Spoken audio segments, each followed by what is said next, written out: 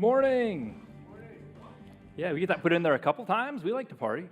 So glad you're here. Welcome to LifePoint Crossing. My name is Ross, and we are in the middle right now of a hot summer series going through the book of Galatians. We're roaring into the second half today, so look at us. This is big stuff.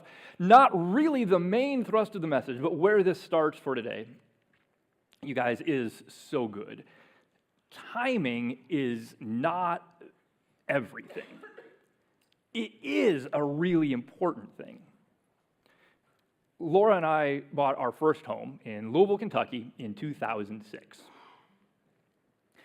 A little under 4 years later, in late 2009, it was time to move, okay, which means we sold our home. Does anybody remember what might be relevant that happened in between 2006 and 2009? A couple people do, and some people are showing off their advanced math skills. I got that. Yeah, 2008 was the huge national mortgage crisis. Now, especially when it's your first home kind of situation, you're at that age, you don't really buy a home because the time is right in the market. You do it because the time is right in your life. And so it's an investment, but it's not like you want to try and buy Bitcoin when it's low. You just do it when you are able and you're expecting that you're going to be around for a while. And so that was us, and that was what we did. These charts aren't perfect, but the red line there is home prices. And as you can imagine, if you are buying here and trying to sell here, that means a couple of very specific things, all of which are bad. One thing that it may mean is that you simply cannot sell. There are way too many people trying to sell, not enough people looking to buy, and so you're just stuck. Another possibility is if, hypothetically at least, you are able to find a buyer, your home is obviously going to sell for far less than you paid. And something that can mean, specifically if it's your first home, right, and you got the great first-time home buyer loan where you only have to put 3% down, then if, we'll say you paid $200,000 for your home and it's been a couple of years, you might still owe $190,000, but now you can only get $150,000. That means that you have to pay $40,000 to sell your home. And if that's your situation, you probably do not have $40,000. So now you either have to take out another loan just to sell your house, or you're just back to trapped. And this ruined so many people financially for a decade who didn't even do anything wrong. They just happened to be buying or selling at the wrong time. Now, just for the record, the charts aren't quite the same, they're not quite similar, but this was Louisville, Kentucky home prices during a similar time. You can see there was a little dip in 2008, but by the end of 2009, it was basically all recovered. We were able to sell our home, no problem. We didn't make money like you would like to when you buy and sell a home, but there was no real damage. It was fine. But the point being, when you're buying or selling a home, to do it at the right time is really important. How about this one? Who remembers this? And a lot of you do. Did I get a groan? This isn't supposed to be a groan. Look, I will tell you this. In 2021, this is real. I sent a resume to a church in a suburb of Buffalo, New York. I'll tell you two things about that. Number one, I'm so glad they didn't call me. I'm much happier to be here. Number two, you guys are the best. Don't make me cry. None of your jerks. Number two is if I was in Buffalo, New York, I would not be showing them this picture. They don't want to see it because you'll notice that, it looks good, Buffalo's ahead, but there are 3 seconds left. And when 3 seconds are left, that is not the most important time to have the larger number by your team name. You have to have the higher score when there are 0 seconds left. And that did not happen to be the case for those Buffalo Bills in this instance, and is, I'm certain, a matter of great pain for that entire community, and I expected to be great rejoicing for our community, but I am wrong sometimes. But it's really important to be ahead at the right time. Makes all the difference. and leads us right into Galatians 4:4 today. Look at this. But when the right time came, God sent his son, born of a woman, subject to the law. Of course, God does what God does at the right time. That's part of being God. But as easy as this is to understand and to say or to acknowledge, it can be a lot more difficult to live, can't it? Particularly when you are on the not yet right time side of whatever the situation is. And let's be real with what this is specifically talking about, which of course is Jesus coming into the world. Generations of people lived and died without ever seeing that happen. We've talked a lot in Galatians about the promise that God made to Abraham in Genesis 12, right? That all the nations of the world would be blessed through his descendant. And it was around 2,000 years later when the right time came, right? That meant there were about 2,000 years of not yet the right time. And so this really isn't the thrust of this message, but I am certain that this is going to be many of us. If you're here and you feel like you've been waiting for something, and probably you've been praying for something and asking God, and when is this going to happen? And it's a good and godly thing. Listen, 2 quick words for you. Number 1, God always keeps his promises. If it's something God has not necessarily promised, then I don't know. Life has all sorts of things. You don't know what may or may not happen, but God created the universe. It is not too hard for him. He always keeps his promises. Number 2 is here's when. At the right time. Which God is on God's time. God knows when the right time is, which is really good because you don't want something really, right, if it's not the right time. And so 2,000 years of people lived and died, but then what happened was it was the right time, just like now we've been waiting 2,000 years for Jesus to come back. Hasn't happened. It's going to happen. You know when? I'll tell you exactly when. At the right time. And so what did God do at the right time? He sent his son, born of a woman, subject to the law. I don't know how much anybody ever thinks about things like this. At least partially, if you come here often, you may get used to or even tired of me talking about things like this. But it's really interesting and really important. We talk a lot about God's justice, and God being the judge is a good judge, and so a good judge has to be just. And that ends up being really sticky when it comes to human sin, because human sin, what we all have, right, what that earns us, the wages of sin is, death, and okay, like I can do that, but then I'm dead. And it's not justice for God to pay for human sin. It would have to be a human to pay for human sin. And so what happens? God sends his son. He is God. He is perfectly and infinitely righteous. He has no sin. He owes no debt to justice whatsoever. But he is also, born of a woman. He is human and can justly pay for human sin. Jesus being the one unique entity in the history of the universe who is able to satisfy the requirements to pay for human sin. Really good, so good. Born of a woman. And then what happened? God sent him to buy freedom for us who were slaves to the law. Okay, that's of course wonderful. But now that we're free, we're no longer slaves to the law. Now what? This is the message for today. So that he could adopt us as his very own children. Yeah, the idea of being children of God or a child of God, it gets used a lot and sometimes in a lot of different ways. And so it can be really confusing, and that's because it can be really confusing.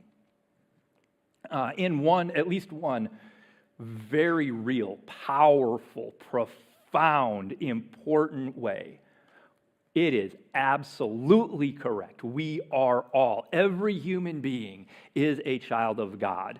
Absolutely, profoundly true.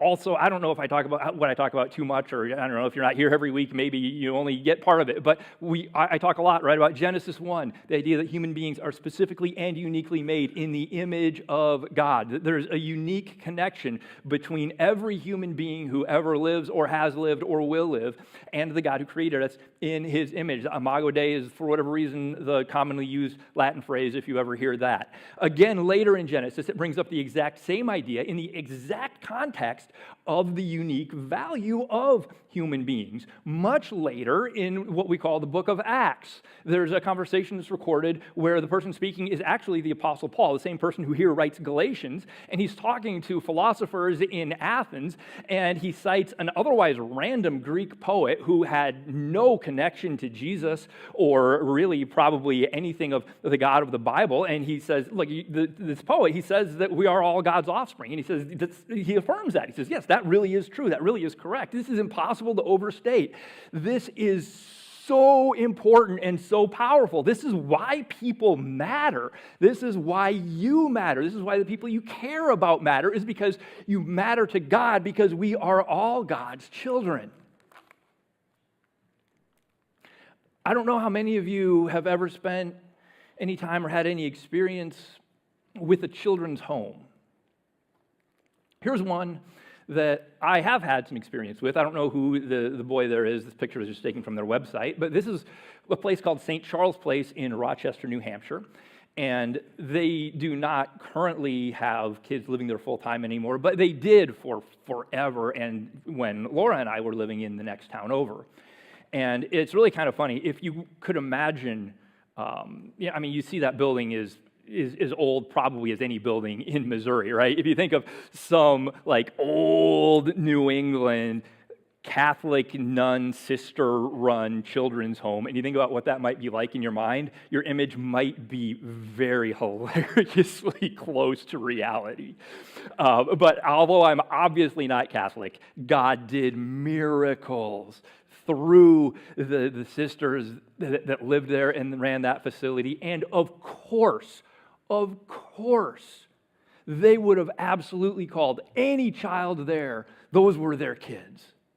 Oh, you guys, they loved them. They served them. They disciplined them. They gave their lives to doing anything and everything they could to give those kids the best chance possible for what we would call a successful life in this world, and also to point them to Jesus for eternity. These were their kids. All of them. Of course they were. Here's what never happened. They never adopted any. In fact, there were really three possible outcomes for kids who would live at a facility like this. One of them, the best theoretically in a vacuum, is that the biological parents would be able to provide a safe, healthy, loving, stable home. The kids would be reunited, and the family would go back to being a family. Theoretically, in a vacuum, the worst is that the kids age out. Of course, you only have kids up to a certain age, and if kids aged out of this facility, that was before they were 18, but they would go to a home for obviously older kids, and the expected outcomes for kids who ended up there is really, really terrible. I mean, those kids don't have a chance. What's the third possibility? Well, maybe you could be adopted. And to not at all minimize the incredible and profound and sacrificial way in which the sisters gave their lives to their kids in that facility. To be adopted into a family is different. That means that you go to live in a home not as a guest or a temporary anything, but as a member of the family. That means that dinner is at the table with ideally a father and a mother, and quite likely brothers and sisters, not a headmaster or supervisor and roommates or dorm mates. It means that when it's Christmas, there's presents under the tree. At the soccer games, there's family and friends cheering from the stands. They get a little older, they're going to learn to drive in the family car. When somebody who is not adopted turns 18 or graduates from high school, you know what they get? They get a caseworker who will try desperately but almost hopelessly to point those kids, now adults, to some resources that might help them have what we would call success in society. What they don't get are college visits or help with tuition or a place to come home to on weekends or breaks or holidays. If a kid who grows up in a children's home goes back to his children's home every Christmas for the rest of their life, that's not beautiful. That's a tragedy. If a kid comes back to their adoptive home every Christmas for the rest of their life, that's a family. Every human is one of God's children, absolutely and profoundly true. But in a way that is shockingly remarkable, God gives us the opportunity to become adopted children in His family. This is different. This is what Galatians is about. And look at this. It says, because we are His children, God has sent the Spirit of what? His Son, right, into our hearts, prompting us to call out, Abba, Father, which we hear some, if you spend a lot of time in church, it's a phrase that we hear a lot talked about and made a lot of, and with some really good reason, although sometimes I really do start to fear that we kind of lose sight of why it should be so talked about and why it really is so profound and so amazing. It's, if you don't know, it's a term of very, very intimate closeness, most closely probably resembling in our world like daddy, right? Which is amazing, but here's why it's amazing is because if you remember from just a couple weeks ago, we had the message from where Paul, earlier in Galatians, right, he's talking about if the law is now superseded, then why was it there in the first place? And the answer was, well, because we learned a whole bunch of really important things. One of those was that God is unapproachable. I mean, like probably most of you, I grew up calling my dad daddy, and so I'm like, all right, good, daddy God, right, that's okay, I get it. No, that steals all the power from this. God is unapproachable. To approach God was to die, and He is no less great and holy today than He ever was then. And so it's in that greatness and holiness and otherness that He sends into our hearts the Spirit of His Son, so that then we come to Him in the most intimate, trusting, relational terms possible. This actually shows up another place in Scripture, which I absolutely, at least in my opinion, the most fascinating moment in the history of the universe, no cap. But that's kind of for different reasons. That means, that's what the kids say when they're trying to be serious. But in all, like, complete seriousness, this is Jesus as He's praying to God the Father as He prepares for His arrest, trial, and ultimate execution. What does He say? Abba, Father. Jesus cries out to God the Father. And then a whole message series in the rest of this, everything's possible for you. Please take this cup of suffering away from me. Yet that should be your will, of course, to be done, and not mine. It's going to be a real stretch for me to say that we as human beings, as adopted children in the family of God, have the same relationship with God the Father that Jesus, who was co-equal and co-eternal from before the beginnings of the foundation of the universe, has with God the Father. That would be a stretch. That's Jesus, that's not us. But when Paul talks about and uses the analogy or figure of speech of being adopted as children in God's family, that is legit. We address God the Father in the same terms as Jesus Himself. This is different. And so now, since you are no longer a slave, but God's own child, it's not just a nice way to think about things. This has real meaning, and this goes places, right? Since you are His child, God's made you His heir. I don't know a lot about Catholicism, but I think I've heard that when you become a nun or a sister or whatever any of those things are, you take a vow of poverty, so you aren't really then able to own things or have wealth or anything. But just in theory, if they could, when any of those sisters would have left their earthly lives, earthly bodies behind, what would have happened? Would they have, to all of their kids, would they have passed on the black, like, head, hat, dress thing? I think probably not. But this is different. God has made you his heir. And some of you know this, some of you don't. I never really know how much or how often to talk about, any number of things, but the children's home in New Hampshire. The reason why Laura and I have some experience there really has a lot to do with these exact verses, these exact words. I was there, I was pastor, and just like I do here, every single week I got up and I preached adoption. You have the opportunity to be adopted as children of God in his family, and it's already done for you. All you have to do is accept it. Of course, your new family brings with it some different boundaries and specific ways of doing things, but that's not even what makes you a part of the family or not. It's just there. You just accept it. And so since before we were married, Laura and I had talked about at some point doing foster care. When? Well, when the right time came. Then we started to recognize that there's not going to be a right time.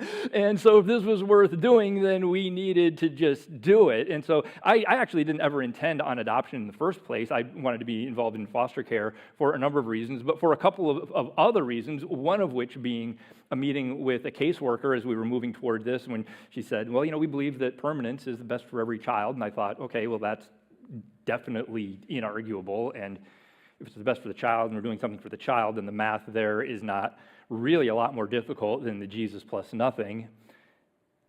And the other was these exact words, this exact idea, that how could I, as somebody who had been adopted as a child in the family of God, due to absolutely nothing in myself, but purely on the grace and mercy and love and forgiveness of God, how can I imitate what God has done for me? How can I then receive and then reflect for somebody else what he has done for me? And I don't certainly recommend it to anybody in every situation. If we'd been in a different situation, I don't know. We didn't have biological children.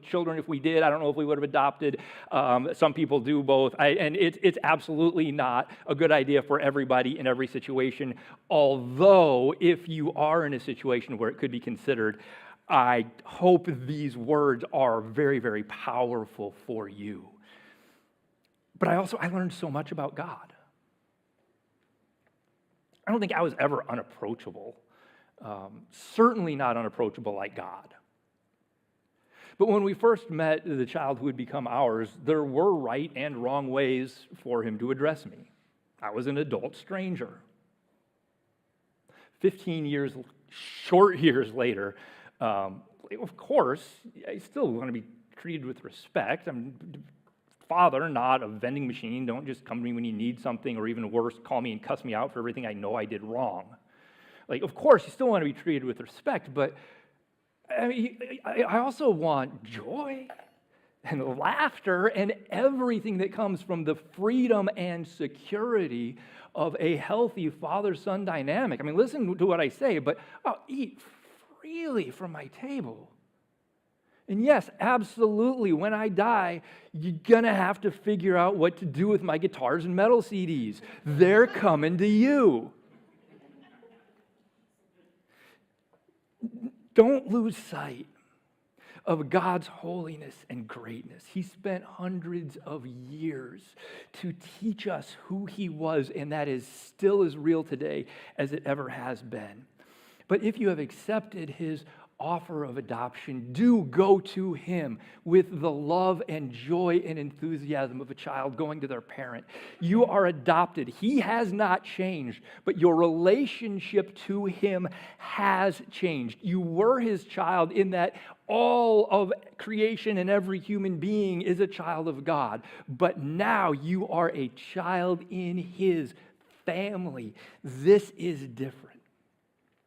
And so if you're here and you have accepted that gift of adoption, and you have allowed Jesus, his righteousness, to stand as just payment for your sinfulness, and have committed your life to following him and serving him, as you can see, we are going to be celebrating that here in communion as a wonderful, amazing way to bring together both the reverence of the greatness and holiness of God and also the love and joy of a child coming to their father.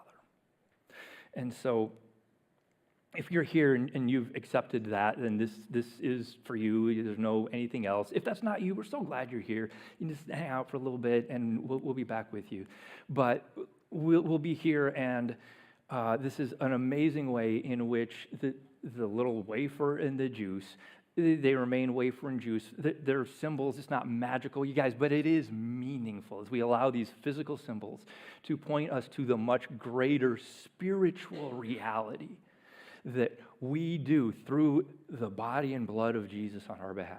We do find life in that. And so in a moment, I'll just step back and some music will play. And if this is you, you just come down on either side and take a little cup. You probably take it back to your seat, and you might want to start trying to peel the things because they're difficult. But you can just hold it there, and then when everybody is back, then I'll lead us through, and we will celebrate the communion together. So, all who are his adopted children, come to the table of the Father.